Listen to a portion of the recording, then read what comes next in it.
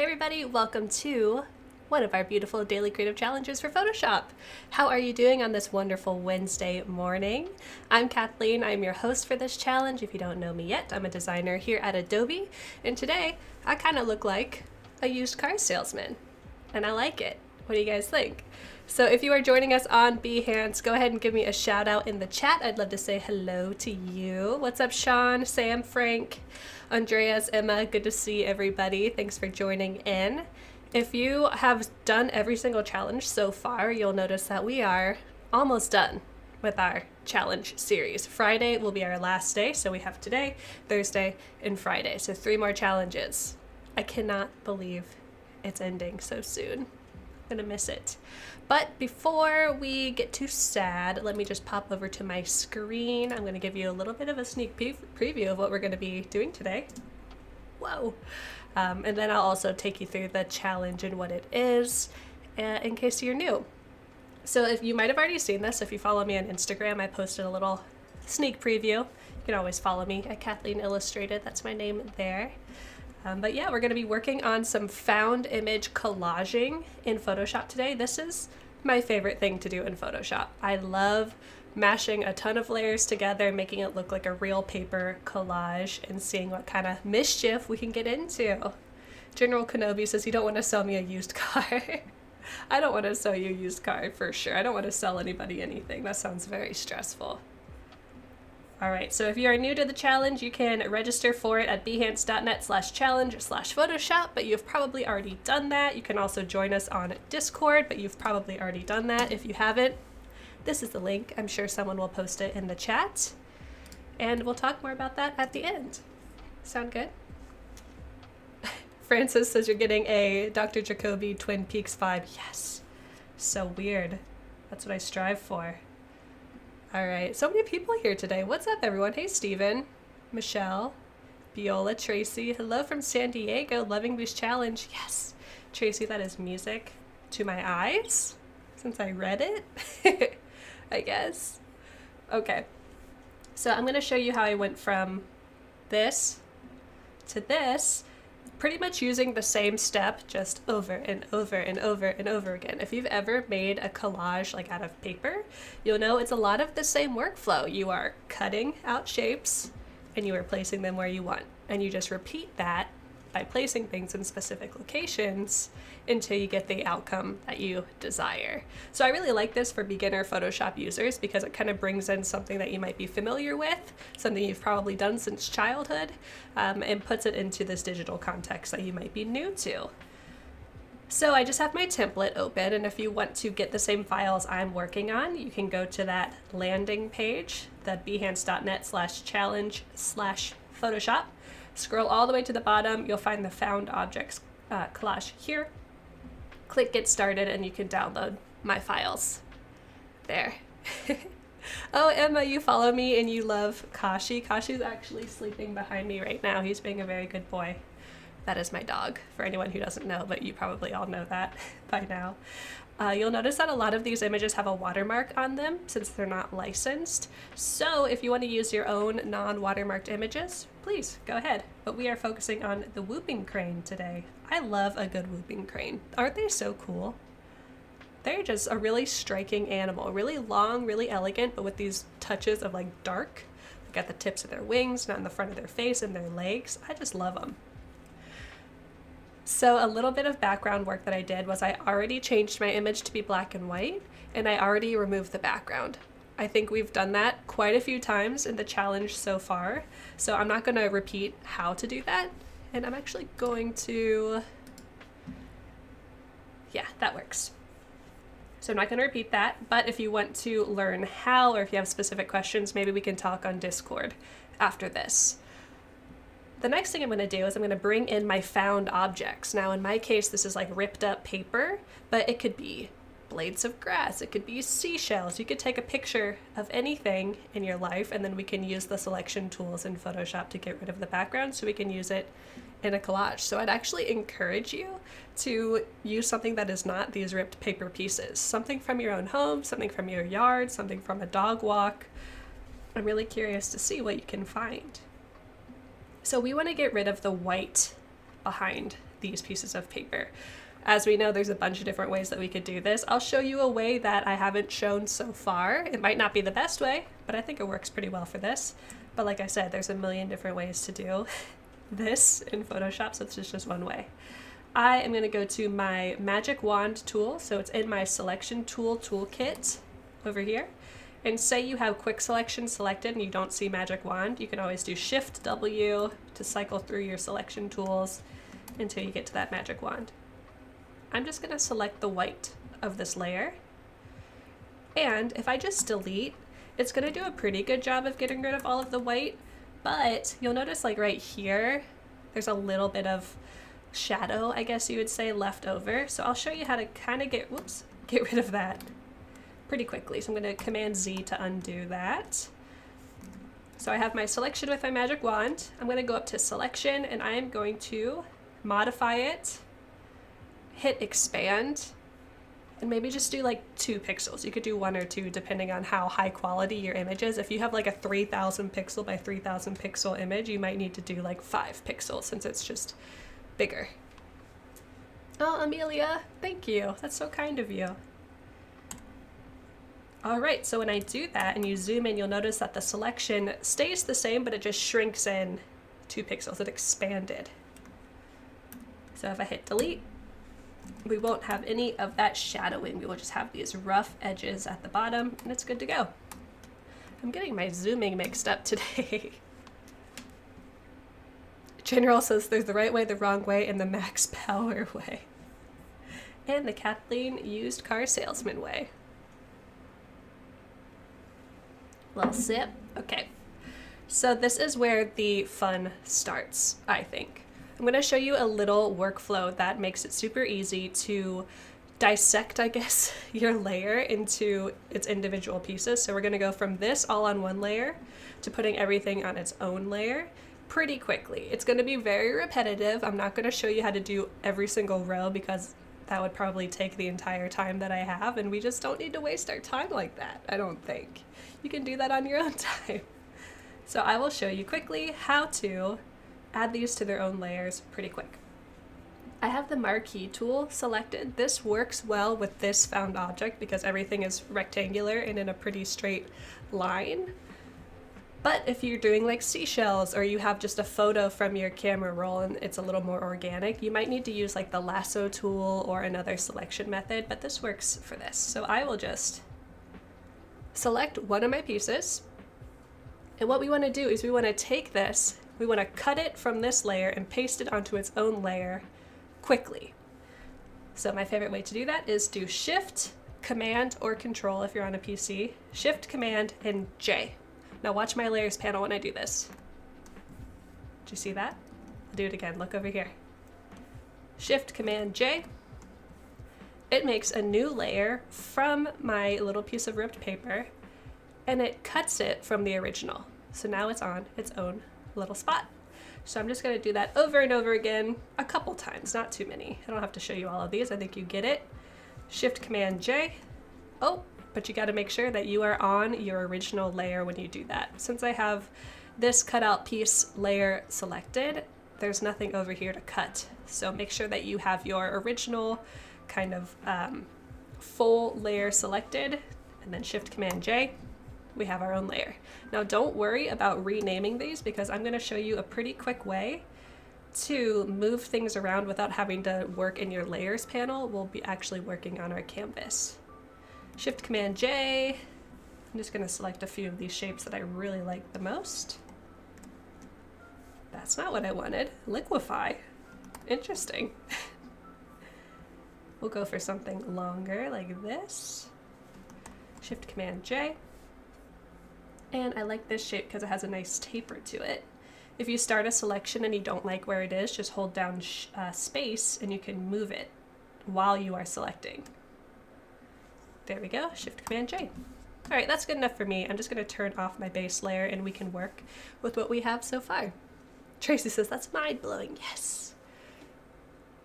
Command or Control plus J for jump or make a new layer, yeah. Nice. Chad, you're always here with the good tips. Thank you. Much appreciated. All right, so usually, I'm gonna turn my crane back on. Usually if I wanted to move around these layers, I'd have to come over to my layers panel, select the layer I wanted, go to the move tool, and then move my layer. In this case, since everything looks pretty similar, it might even be hard. Like maybe I'll select this one and I won't know where it is. Especially if I don't have my transform controls on, I could like be clicking over here and then it's like, whoa, where's that coming from?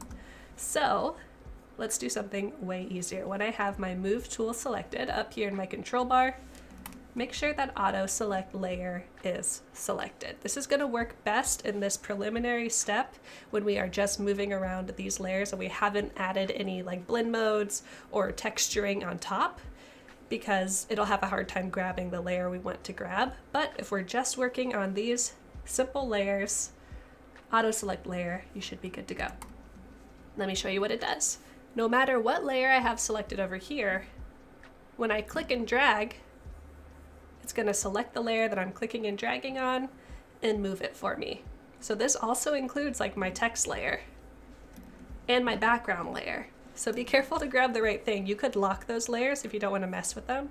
Like maybe I'll lock my background and maybe I will lock my type so I don't move that. And then we can just go for it. We can just place things. I can move my crane if I want.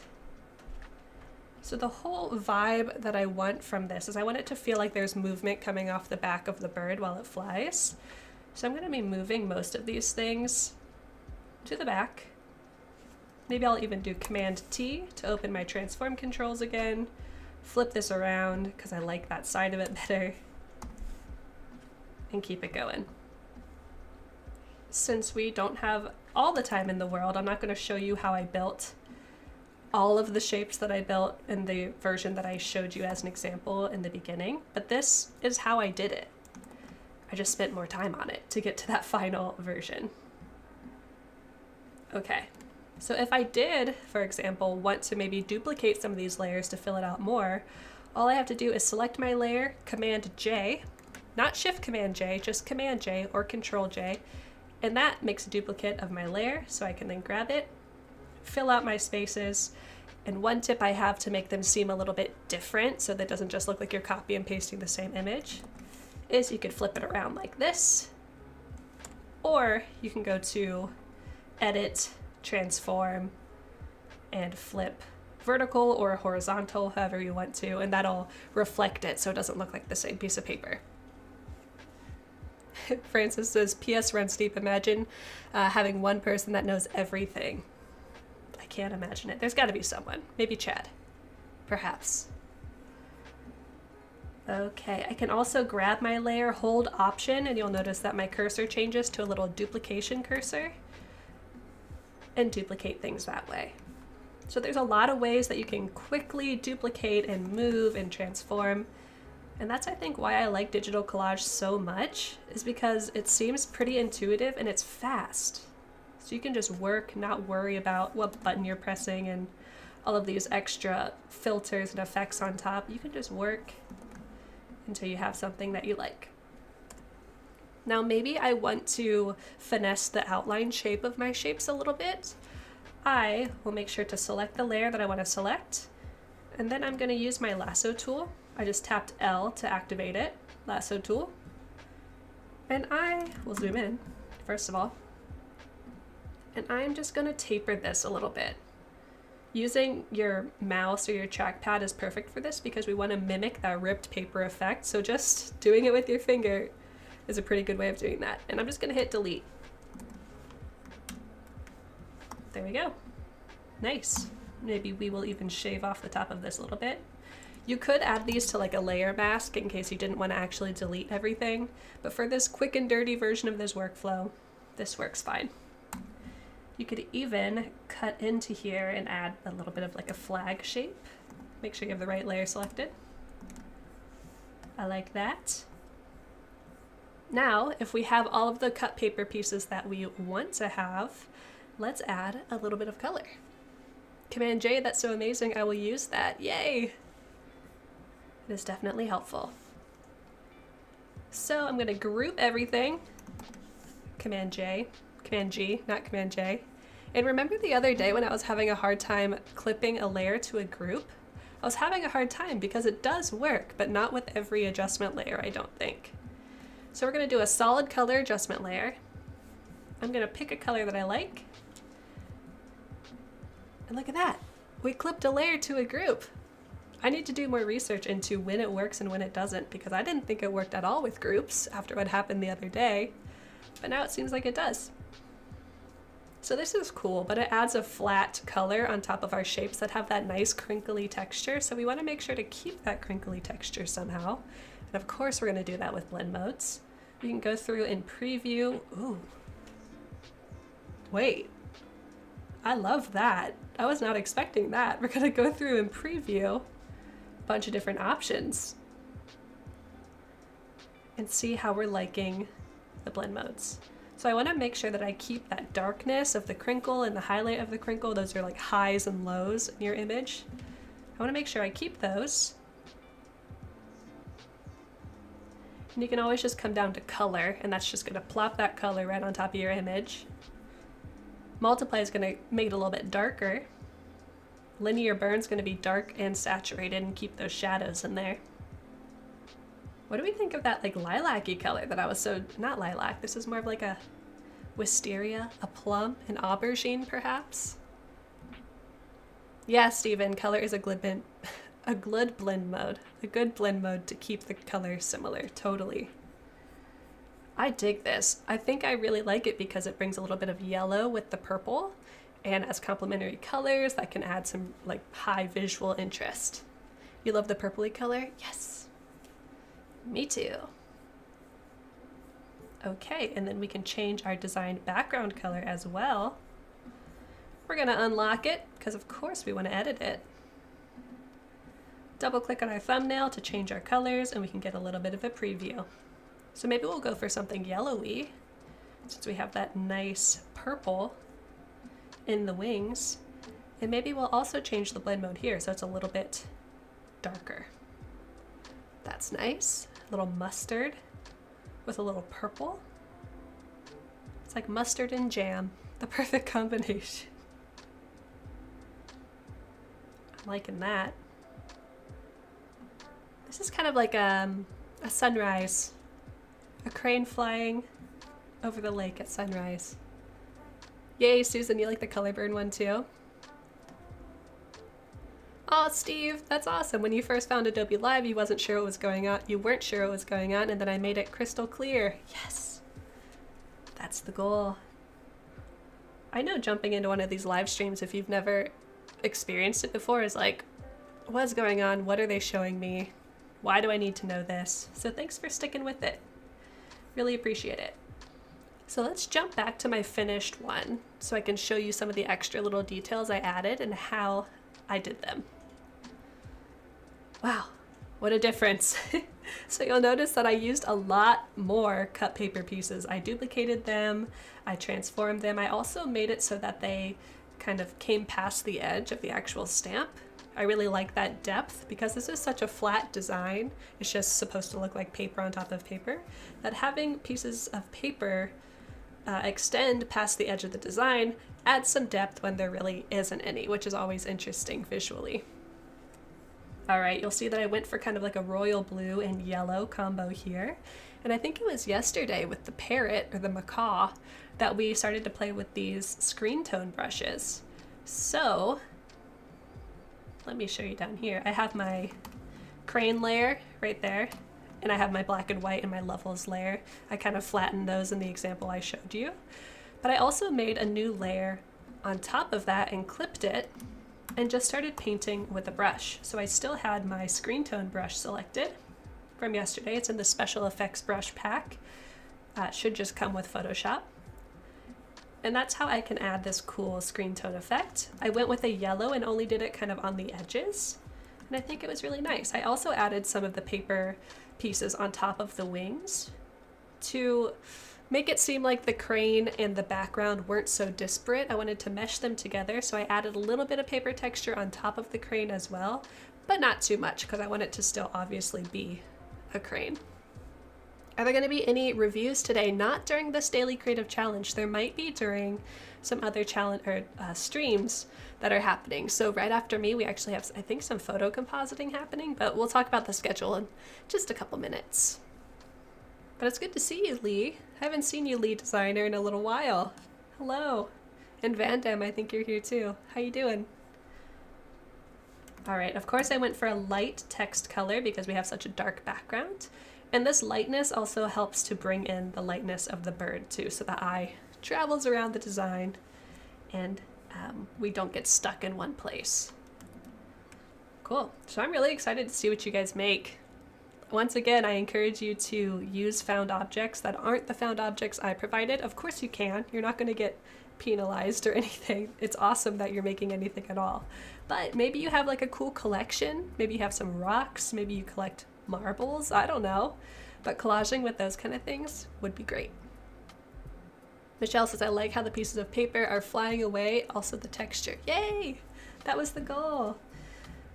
All right, with my last couple minutes, I'm gonna upload this onto Discord for feedback, and also we're gonna get it uploaded onto Behance because I haven't showed that in a couple days, and in case you need a reminder, I am happy to help. So I am over in Discord. I mentioned this at the beginning. This is where we post our works in progress, and that's how we can get feedback. I see TRXE is typing right now, but I am in the challenge feedback channel right over here. I'm gonna press the plus button, grab my screenshot, upload it for feedback, say I'm really digging this design. Not even gonna ask for feedback. I just like it, so I'm kind of showing it off, but of course you can provide feedback if you'd like. So post your works in progress here, you'll get awesome feedback from all of these awesome people over here. And even if you're not a mod or a mentor, you should be providing feedback as well. Your input is very valuable. And then I'm going to go to my Behance, and we already have this Behance project going. We've been working on it since day one. Yeah, chat, I know. Great stamps, everyone. They look awesome. I'm so proud of you guys. In this project that we've been working on since the beginning, I'm going to edit it. So I'm just going to hover over my project, that cog wheel, click edit. It's going to open up my project editor, and you'll see that I have 2 photo grids going so far. So we have the first couple of days, the last couple of days. I think I'm missing one in here, but the way that you edit a photo grid is you hover over it, click this little pencil, edit grid, and then I'm going to add photos. So let's just add our whipping crane. And there we go. So I'm putting 3 photos in each photo grid so that by the end I'll have 3 rows of 3. If you put all 9 in one photo grid, it's just going to make a really small kind of thumbnail list of all 9 of them. So this is a good way to show off your 9 projects. You could also just upload them on their own if you want to have a little more detail, so they would go vertically instead of horizontally. But I like this to show the whole project all at once. Click done. If I was feeling really extra, I wouldn't use a photo grid. I would just make this all one image in like Photoshop. And that way I could have these little pieces of paper flowing into the links design. I think these are just getting better and better the longer we go. It's almost like practice is paying off. Charles says, how do you come up with this design?